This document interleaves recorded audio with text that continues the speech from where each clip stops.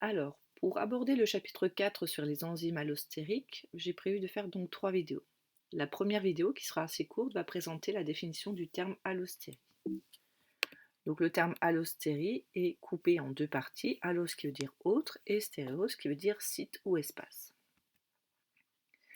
Alors pour aborder ce terme d'enzyme allostérique et d'allostérie, on va prendre les exemples de voies métaboliques. Sur une voie métabolique, on a plusieurs réactions qui vont se faire en chaîne par des enzymes différentes.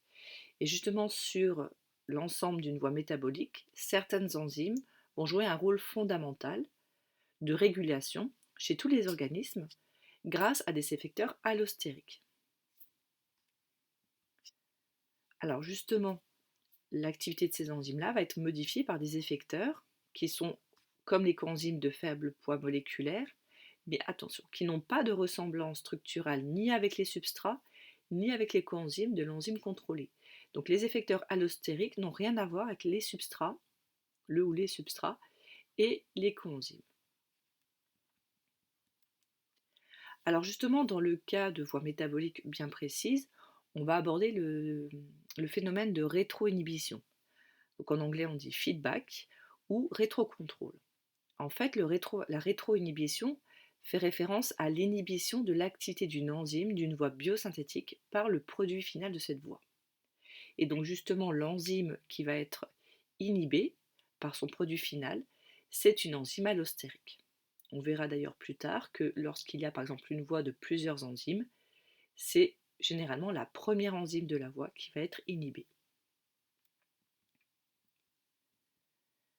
Donc justement, on appelle un effecteur allostérique une molécule effectrice. C'est-à-dire que cette molécule, lorsqu'elle va se fixer sur l'enzyme, elle va induire un changement de conformation spatiale de la protéine enzymatique.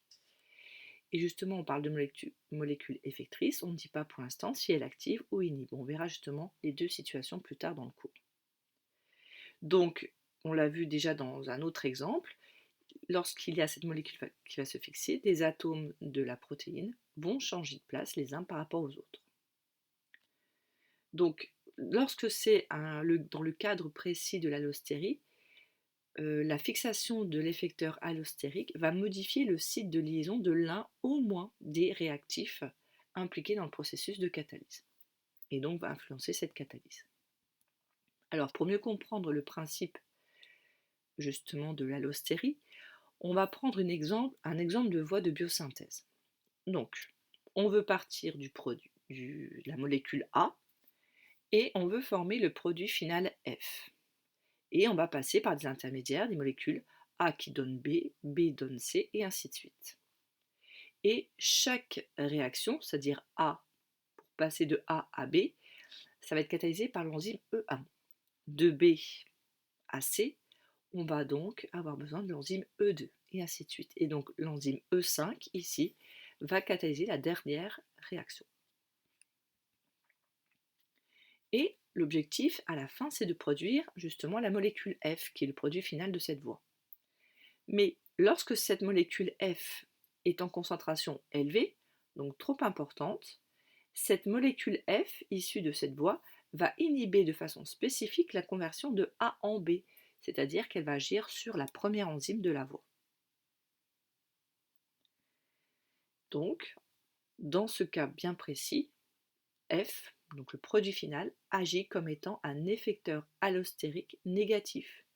Ou alors, on dit aussi qu'il a un effet rétroactif inhibiteur sur l'enzyme E1, c'est-à-dire la première enzyme de la voie métabolique.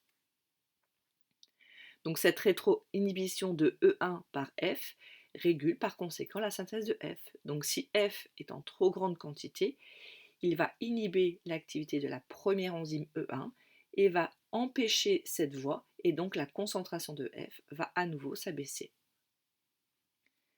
Donc en fait, F se fixe à un site allostérique éloigné du site catalytique sur l'enzyme inhibée. Donc on verra, la caractéristique principale d'une enzyme allostérique, c'est qu'une enzyme est capable de fixer sur un site son substrat et elle possède un autre site sur lequel elle fixe son effecteur allostérique. Donc dans ce cas-là, un site pour la molécule F. Donc vous avez de la place dans votre cours pour faire le schéma correspondant à cette voie de biosynthèse. Donc je pense que vous avez compris le principe. Donc à gauche, vous écrivez la molécule A, qui grâce à la molécule E1 va donner la molécule B. E2 va permettre la transformation de B en C, E3 de C en D, E4 de D en E, et enfin E5 va permettre de passer de E à F. Et donc on peut noter en dessous que F est le produit final de la voie métabolique. Et donc on imagine, là je l'ai fait assez gros et en gras, pour dire qu'il est en concentration très importante. Donc cette voie a fonctionné de façon exagérée. Donc la concentration de F est trop importante. Donc F va venir se fixer sur l'enzyme E1. Donc vous faites un trait qui va partir de F, qui vient en fait directement sur E1. Attention, ne mettez pas une flèche, mais un trait parallèle à E1, et vous mettez bien le signe moins. C'est vraiment la représentation schématique qu'on utilise quand on va indiquer qu'il y a bien une inhibition. Donc là, on est dans le cas d'un rétrocontrôle négatif. Vous pouvez d'ailleurs le noter au-dessus de la flèche. Il est noté dans le texte au-dessus, mais noté au-dessus, là, ici.